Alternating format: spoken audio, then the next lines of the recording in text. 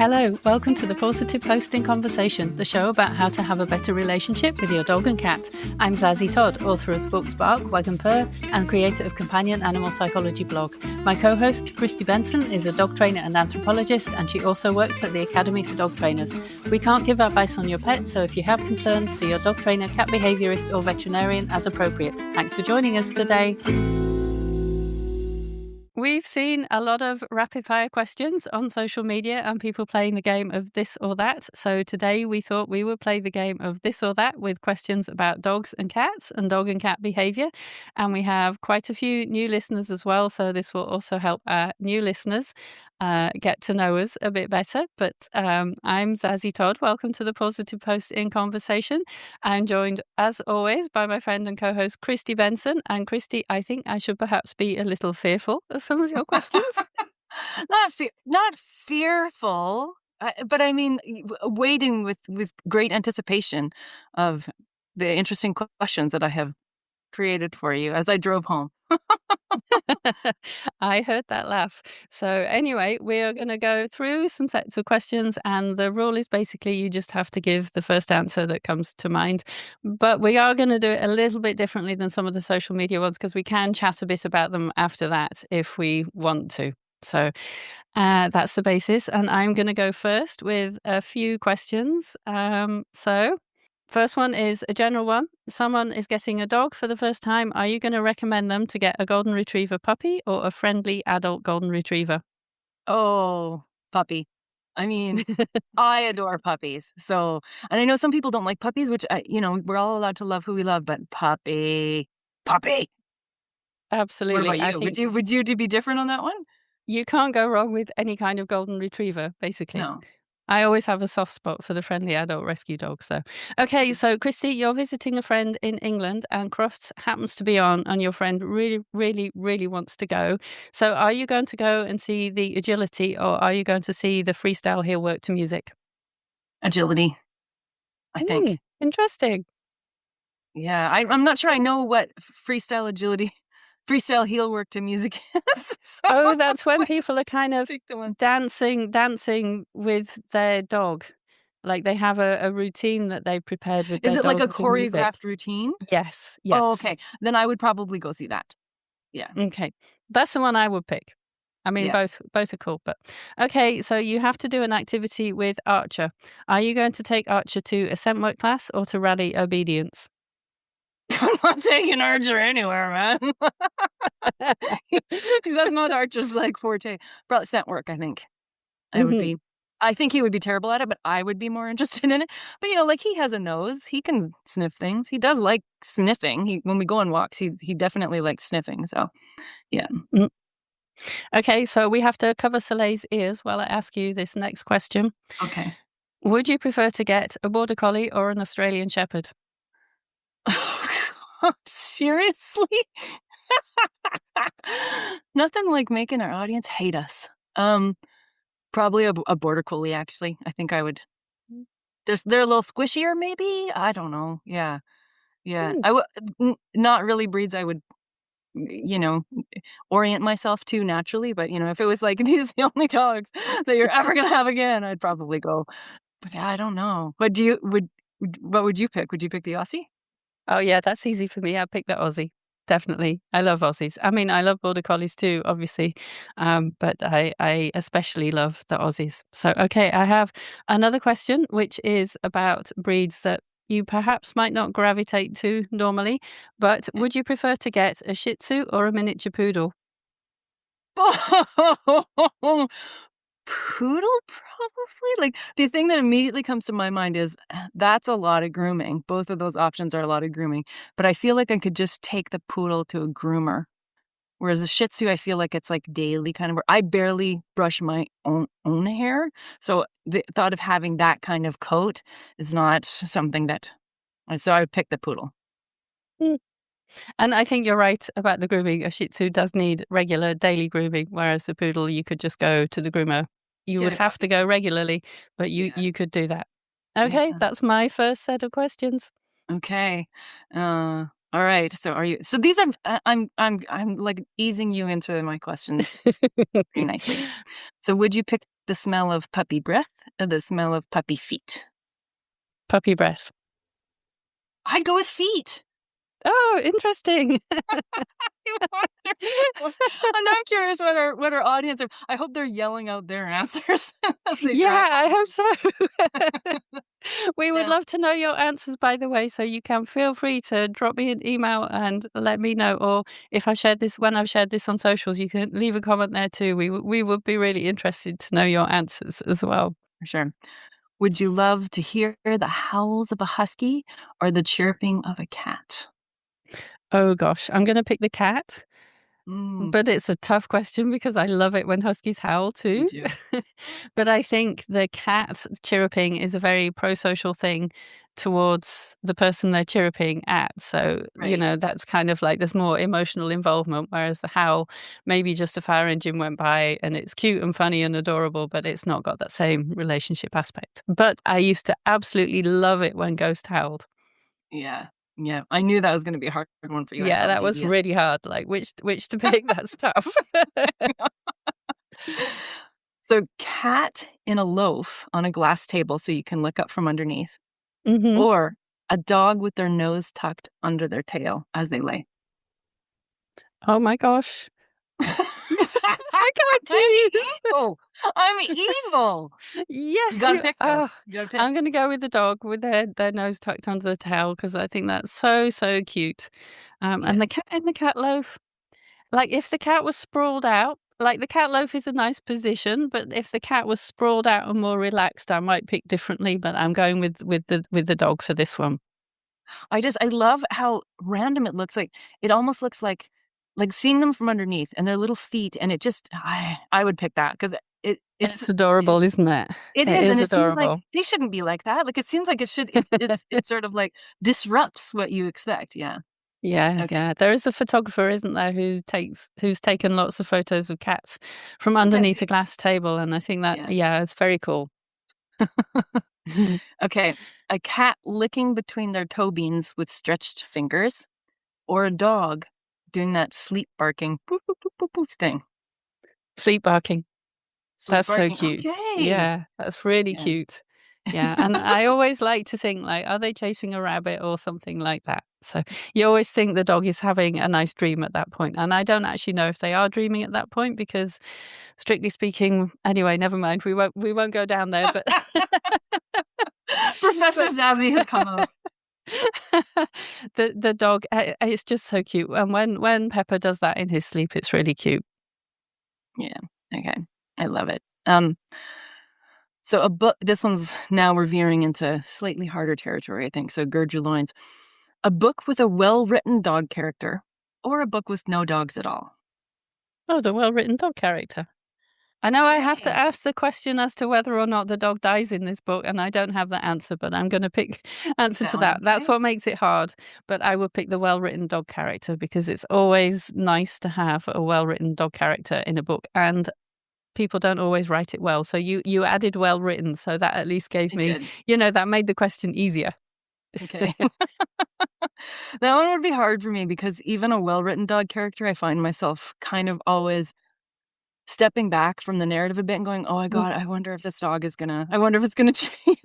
You know, every time I read something about a dog, I always get a little bit twitchy just in case because Mhm. you read so many poorly written dog characters, which I think is kind of endemic amongst books. And maybe people with specializations with children and I don't know, ecology and stuff. I have the same twitchy response because their thing is not being written well, but yeah, I have a thing for sure.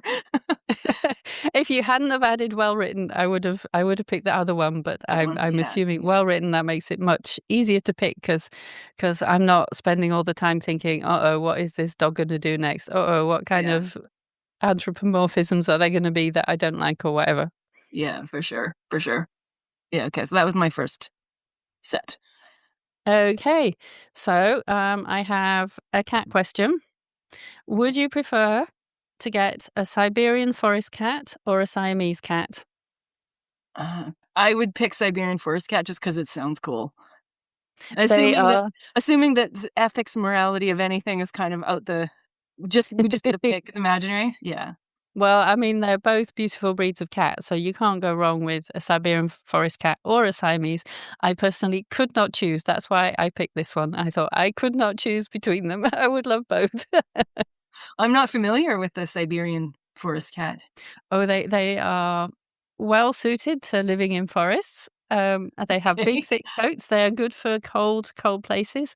They're very nice cats, and you should go and look one up after this. They're amazingly good-looking cats. Very nice Okay. cats. I will do so. Okay, what's the last thing you searched on the internet about dogs or cats, if you can remember? Sheesh. I can't remember. Hmm, It's mostly like recipes. okay, recipes for dog Um, food then. I can tell you a non-dog thing, but an animal thing that I remember searching. Mm-hmm. So I was searching for sadly, the international. There's an international body. I'm not going to remember right, but it's like IUCN or something like that that decides on the status of endangered wildlife that Mm, gives them a rank. It's one of the several international ranking methods for ranking animals at risk. So I was searching for mm, caribou, and it has one, but it lumps caribou and reindeer all together, which surprised me because I know they're the mhm, same animal, but they seem very different. Ones largely the populations that exist are domesticated, and et cetera, et cetera.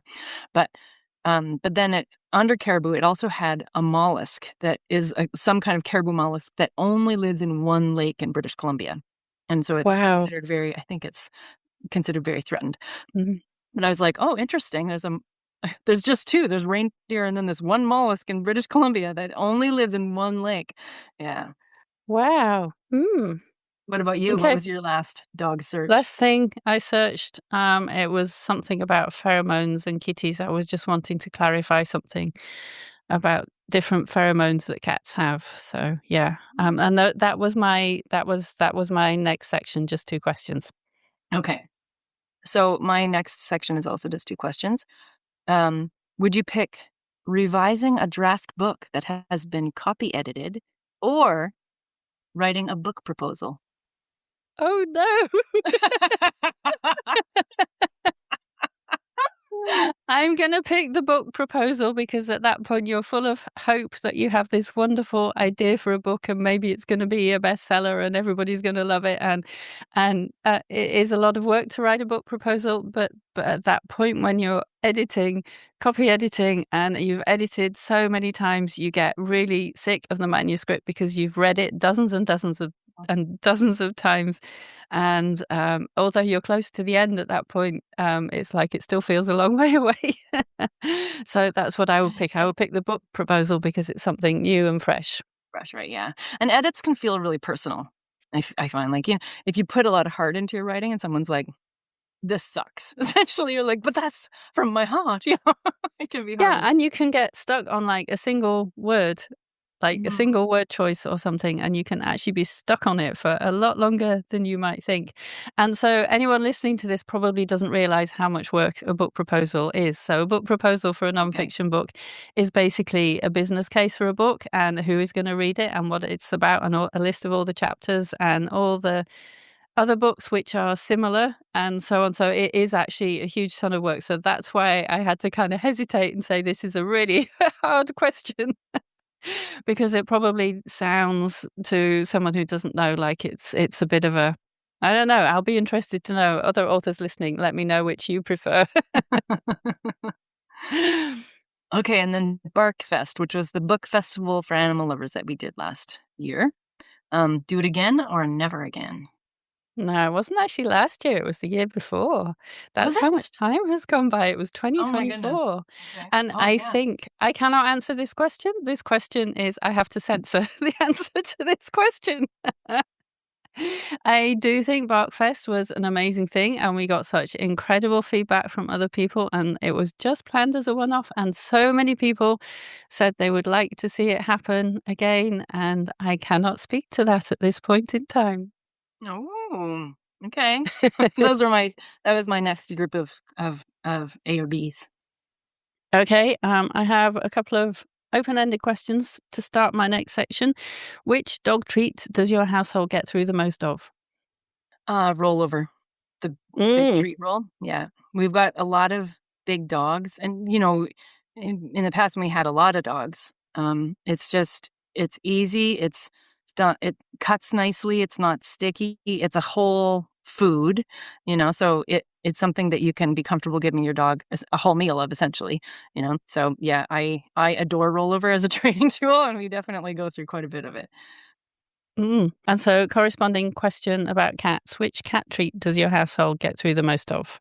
So Apricot gets a little bit of wet food heated up every day with because he has to take pills. So Mm. that would be sort of his number one treat. And then his treats are more like toys that have like sachets of plant matter in them that he considers to be drugs. Those would be his favorite treats. Cool. So, would you prefer to go for a dog walk in the mountains or on a beach? Hmm. I'm going to say mountains just because I live in the mountains, and so I'm really familiar with how beautiful they are, and they offer dogs a lot of, sniffing opportunities, a lot of, different vegetation, a lot of different animals are there. But I just haven't spent that much time at a beach, so I don't have like a good Mm. emotional connection to it. What about you? Because you're not that close to a beach, are you? It must be at least a few hours away. Mm. Maybe an hour and 20 minutes or something like that if the traffic's not bad. It's not too far to get to a beach in Vancouver. So, but I will pick the mountains because, especially forested, I love being in the forest and hearing the birds sing and things like that. But of course, beaches are lovely too. But Yeah. dogs aren't always allowed on beaches. If it's a beach where dogs are allowed, actually, there are some lake beaches near here, really quite close to where I live, where some of them do let dogs on the beach. So it's not the sea, but it's you are still surrounded by forest and mountains. Maybe that's the best of both worlds. You're in Right. the Yeah, for mountains and sure. at a beach. Yeah. Okay, so you're walking in the forest with your dogs and you spot an animal on the trail ahead. Would you prefer it to be a grizzly bear or a cougar? Oh God, come on. Grizzly bear. Honestly, I think grizzly Mm. bear.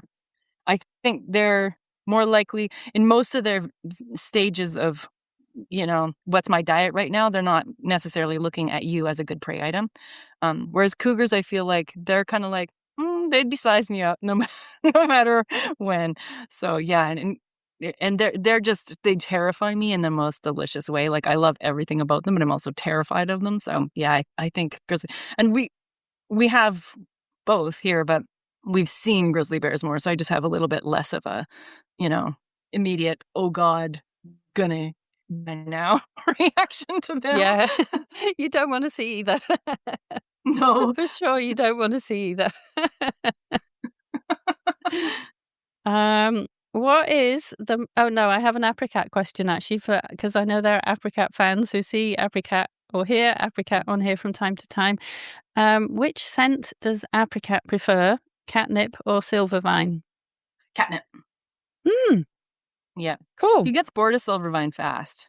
So, Ah, yeah, we actually have quite a big stash of Silvervine sticks, and he'll get a little bit excited, but only for a bit, and then we end up mm. giving them to the dogs. I hope they're safe for dogs. Maybe cut this part out if they're not safe for dogs. Sully likes sticks a ton, and she brings sticks in from outside all the time, so she's just like, "Okay, I'll give this a go." Yeah. Yeah, I think dogs like to chew on any kind of stick. So, Yeah. okay, what is the most disgusting dog treat you've had in your pocket or on a walk and then accidentally left in your pocket and found much later? Mm, so, like, the first part was, like, cat food, wet cat food, but I don't think I've ever left an open tin of maybe I Oh, probably have. So let's go with a tin of wet cat food. lovely. I feel like It's that's gross quite enough hard just to to forget. start, and then when it gets rotten, it's so much grosser. Totally.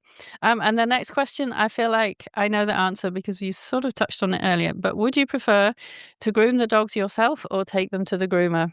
If we had a groomer nearby, I would definitely take them to the groomer. If we had a good groomer nearby who used, like, welfare forward techniques, absolutely.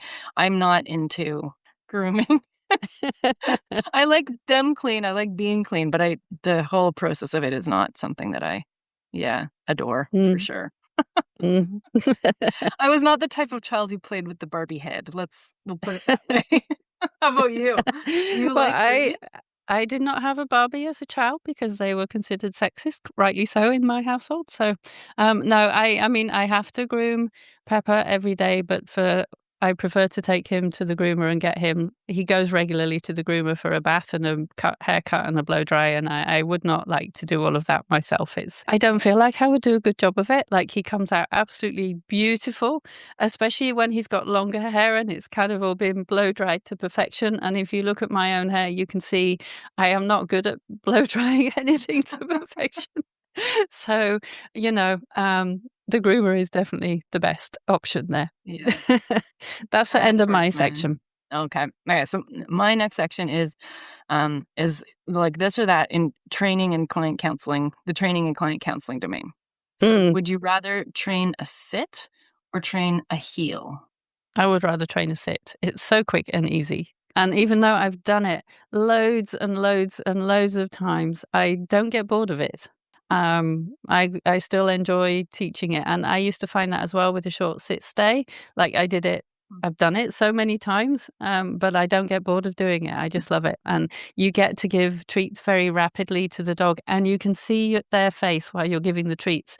Whereas if you're training a heel and you're position feeding the dog, they're next to you. You're seeing them from kind of above, and yes, they'll be looking up expectant for their treat, but you don't get to see like their face full on in front in the same way. So that's another reason to pick sit rather than a heel.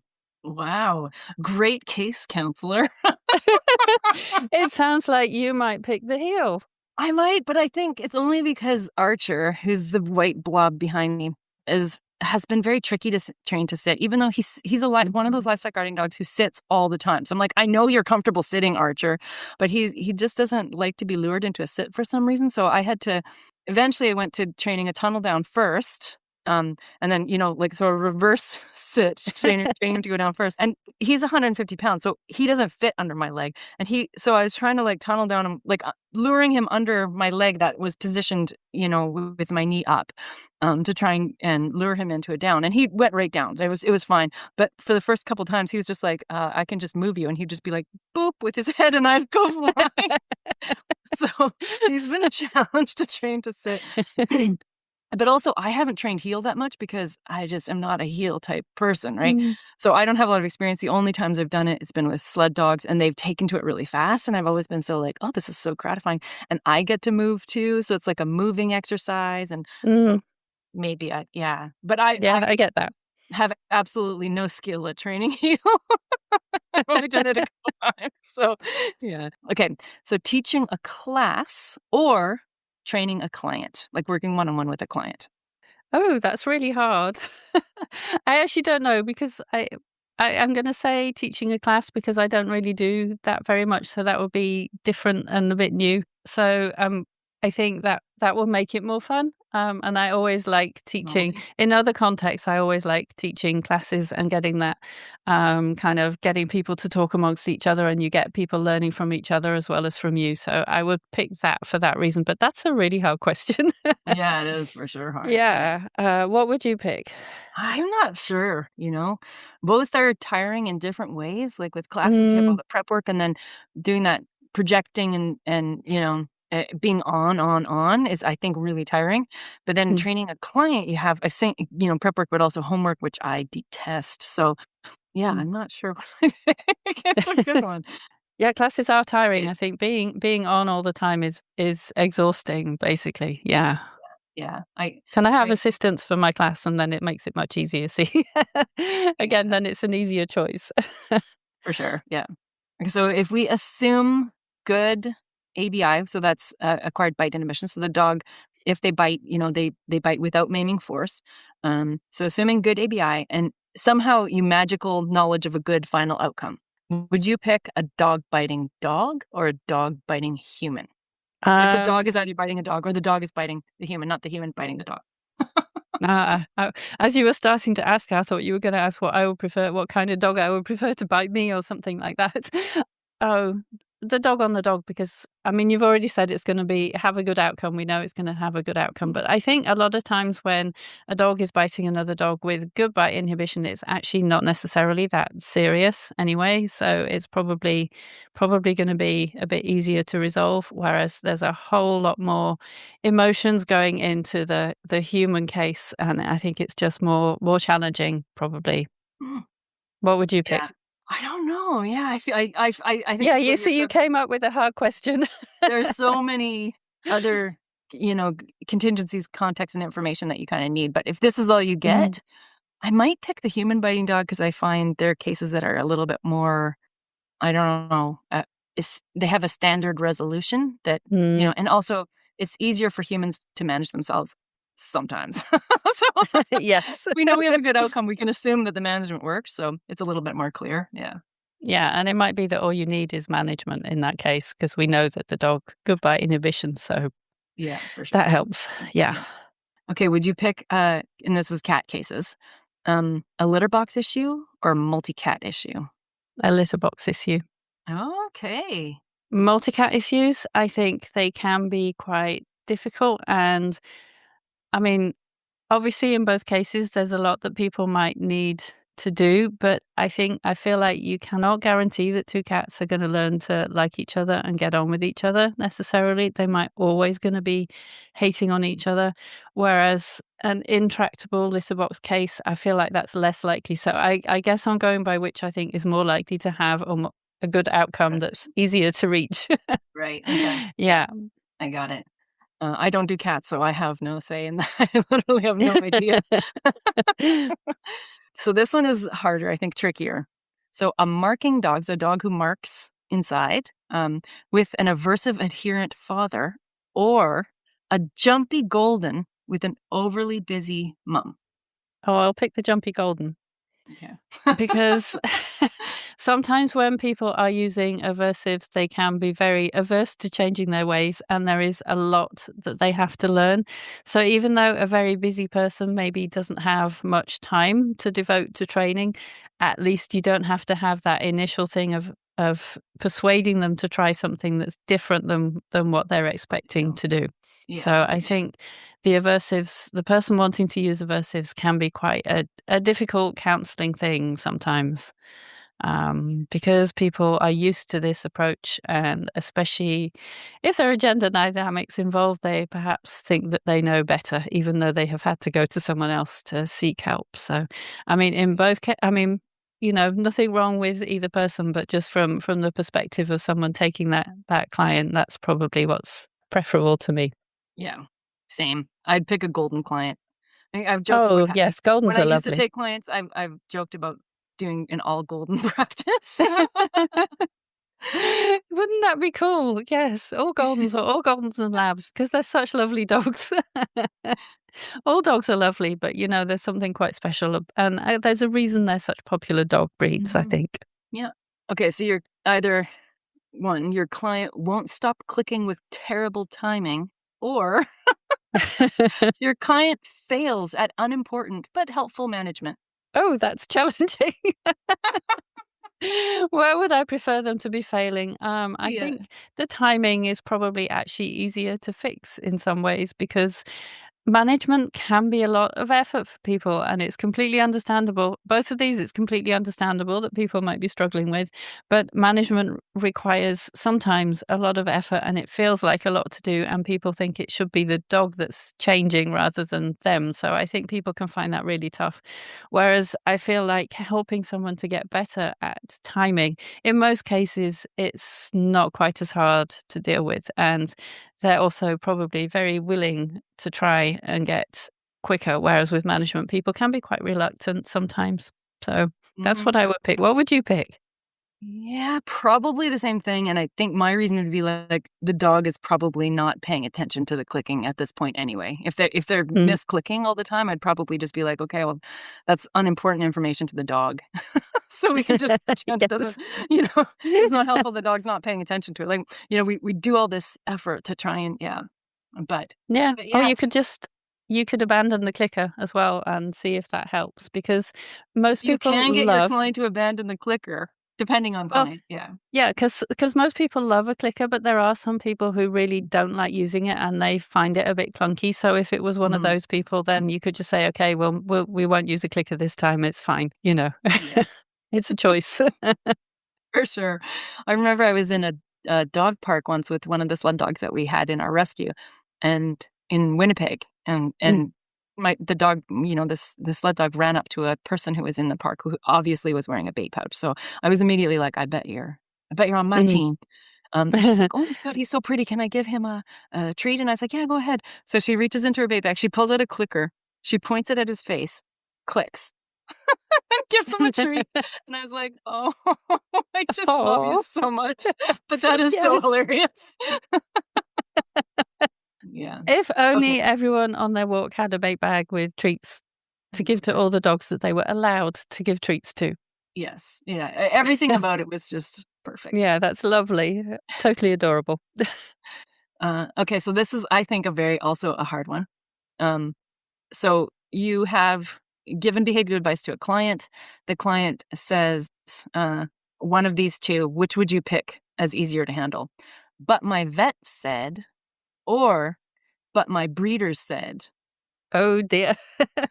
Um, I would actually go with "but my vet said" because I feel like the breeder got in there much earlier and they've had that Oh, advice from the breeder, so they've been hanging on to it for much, much longer, whereas the yeah. advice from the vet is newer. Although, I mean, sometimes we have to listen to what the vets say, and sometimes we have to it's just challenging either way if someone else is giving contradictory advice, and we never actually know if that is what was really said or if that's just what the person thinks they heard. So either way, it can be very, very challenging. It's always difficult. So that's a hard question. I don't like that Yeah, one. totally. No, I don't know what I'd pick for that one either. Probably just if I just go, like, off the top of my head, yeah, I don't know, that's hard. I'd probably go with breeder, I think, because they have a continuing relationship with their vet and their breeder, they're probably, unless they keep going back to the same breeder and, acquiring more dogs. That was just, like, they heard it once a long time ago, but yeah, it is gonna be tough, yeah. Okay, and my final tricky one. You have a slot for one client, and you have two options you can pick. And one is dominance adherent, and the other is anti-vax. Ah.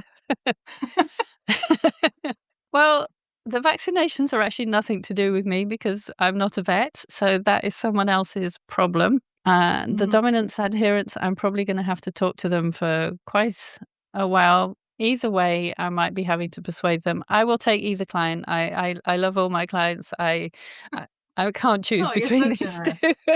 So much for a hot gossip sesh, Zazie. But, I mean, I haven't had anyone try and talk to me about dominance for a long time, so maybe Nice. I'll pick that person because I haven't had those discussions in quite a while, and, if it's something that they want to talk about, I don't mind discussing it with them. Nice, okay, that's a great answer. You came up with some tough questions there.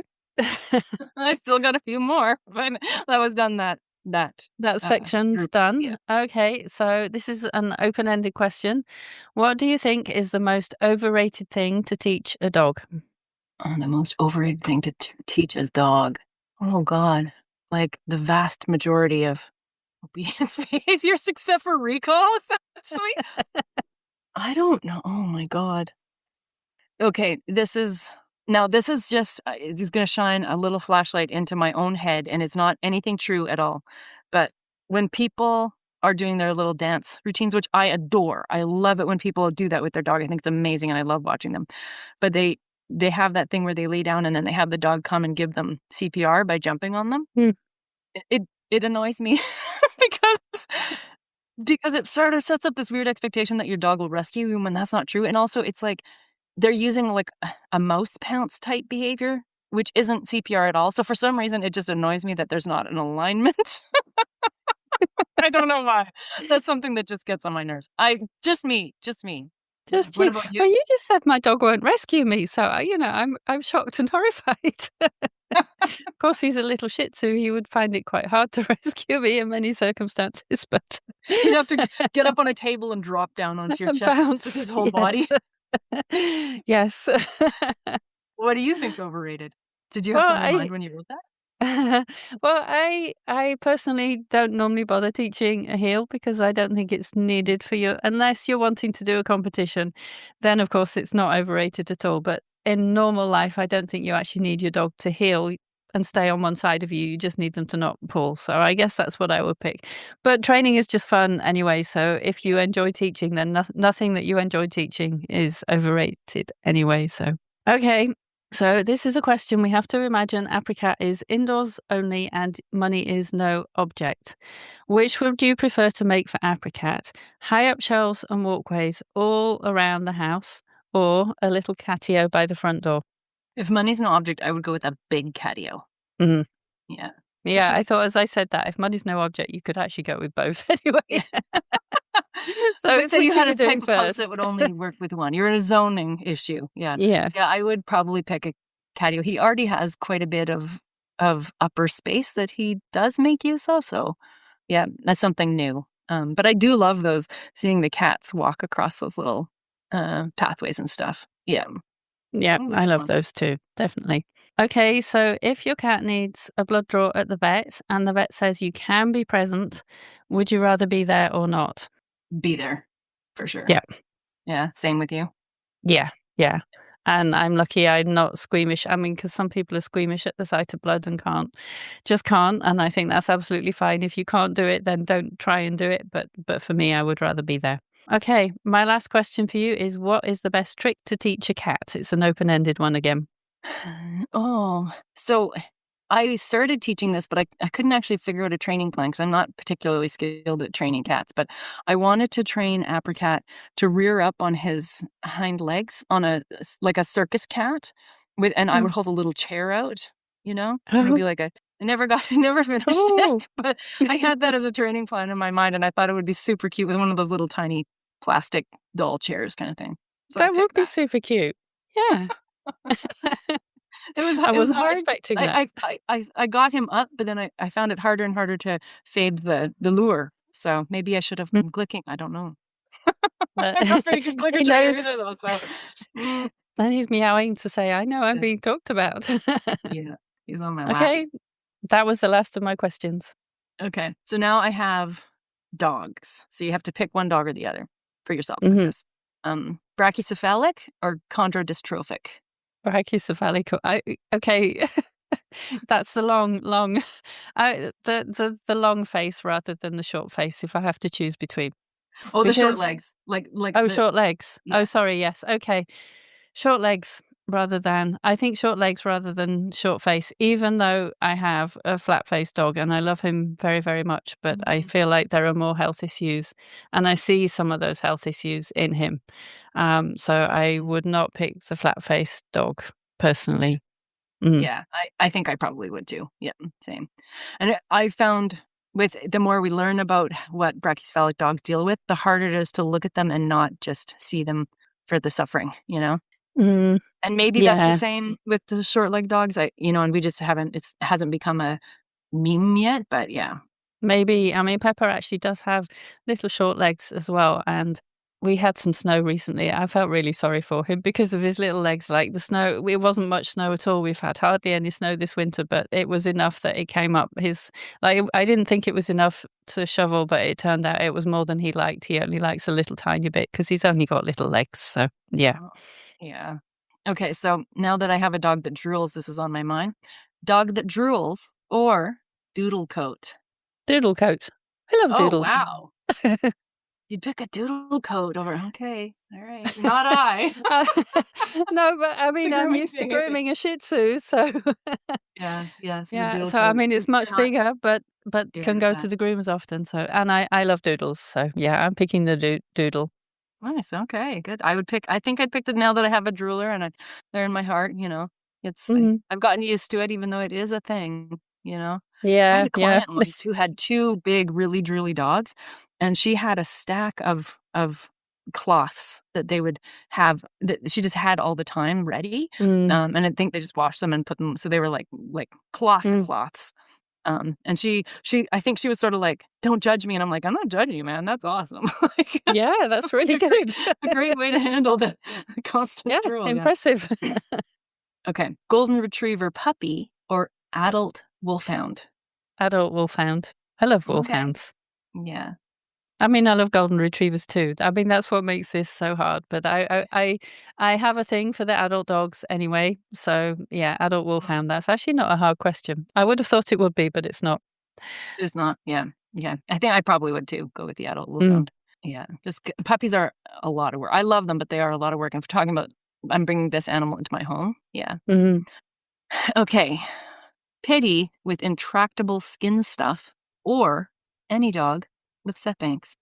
Well, I think the thing with the pity with the I'm going to pick the dog with Sepanks because I think that you can do quite a lot to prevent that suffering, even though it means you now can't go out until you've taught this dog that it's safe for you to go out and they can be comfortable. But you can at least find people to do that. Whereas with the skin issues, you're going to the vet all the time. I mean, I'm not a vet, but I don't know how easy that is to resolve. So that's Yeah. why I'm picking the Sepanks.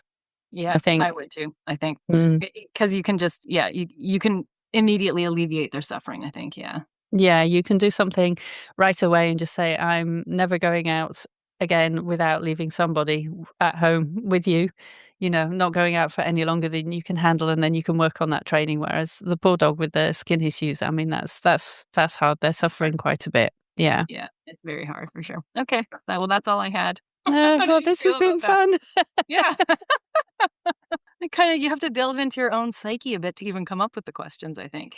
Yeah, I think so. I think so. So thank you for coming up with all those questions. It wasn't as bad as I was dreading. Good. I mean, no, not good. We need to do it again. I need to think of harder things. I So thought the I dog guess. versus cat ones were really going to get you because you'd be like, I can't pick a dog versus a cat. So I thought those were particularly evil, but you handled it with aplomb. So there we go. Well, and I guess like this, I picked some questions for you that I would find really hard, and then you didn't find them hard at all. So that There you just go. I Yeah. think you're right when you say the question say something about the questioner as well as the person who answers them. So yeah, good. And if you're listening to this and you have strong feelings about answers to any of these questions, we would love to know what your answers are too, because I think it's all very, very individual. And in many cases, there's no right answers. And of course, we love all the dogs and all the cats. And that's what makes it difficult to choose when you're put on the spot and you have to choose between one or the other. Yeah. Yeah, for sure. Okay, so it is time to move on to the book section. What have you been reading recently, Kristi? Okay. I finished a little while ago a book called, oh, and again, we've got the thing called Crier's War by Mm-hmm. Nina Varela. It's a fantasy novel, which I almost never read in fantasy novels, but it was recommended to me and it's got like, it's like a sapphic romance fantasy novel. But and I think it came with high ratings for people who like fantasy. But I personally did not adore it as much as I hoped I would because I find the world, I think I'm just a very lazy reader and I kind of want the story to hop along a little bit more quickly. Maybe I prefer the imaginary worlds I come up with in my own head rather than it being sort of like created for me with prose. I'm not sure. But it was about the two main characters. One was human and one was, I think they called it made, like it's like semi-automaton, an automaton with like a human gloss kind of thing. So you can see that they start to fall for each other over these great, conflicts that they have. And one is trying to kill the other one and, for previous harms for her family. And, I know that it relates to like actual human themes, but I found it a little overwrought, but I was like, I'm going to stick it out and I'm just going to get to the end of this 13-hour audiobook. And then I got to the end and it was only halfway and then there was a book two and I was like, come on. So now you got to get book two. But if you love fantasy and you want something that, has this like the epic world building, but also then this like the lesbian sort of undertones, I think it will probably check all of your boxes. But for me, I like more fight 'em up, beat 'em up, move the story along super quick kind of stories. So it didn't check my boxes, but it's interesting to like check out other types of books every once in a while, right? And see maybe my tastes have changed. Yeah, for sure, and it sounds like it has big themes to it anyway, so yeah, so I think the difference with an audiobook is you can't control the pace at which you're reading, whereas at least with a book that you're reading yourself, you can read a bit faster if you want to, or skip ahead if you want to, Yeah. and that is a little bit different, but yeah, well, I am sure someone listening to this will think that sounds like just my kind of book, so Yeah. yeah. Or maybe they read it and loved it and are gonna come out. Bring it on. Bring it on. Yeah, if you've read it and loved it, let us know. I have been reading. I finished Detective Aunty, and this is by Uzma Jalaluddin, who's a Canadian writer. And I absolutely loved this book. This book is for all the aunties out there. So Detective Aunty Kausar is she's in her 50s. She lives somewhere north of Toronto. Her husband died a year ago. She hasn't been back to Toronto where she used to live for a long time because something bad had happened there. And she gets a phone call from her adult daughter who has kids to say, I need help because I'm at the police station because a man was killed and he was found dead in my shop. Mm. So she is potentially on the hook for murder. So Kausar goes. She goes to stay with her daughter. She has to rebuild her relationship with her daughter. And she happens to be someone who notices things a lot. And she loves Agatha Christie novels. So she has to find out, is her daughter guilty? Who actually did the murder and why did they do the murder? And it's just a wonderful book. It's a really fun book, and it's yeah. It's a cozy mystery, and it's just really nice. I absolutely loved it. She's a really compelling character. She's a little bit nosy, and I like people who are a little bit nosy. And of course, she goes into things. People are sometimes interacting with her as a woman in their 50s who they're not going to pay much attention to. And sometimes she thinks they're going to interact with her like that, but they are onto her. So it's really fun, and it's really you have to wait right to the end to find out who done it, and it's just really well written, and it has a really good pace all the way through. So I loved it. Mm.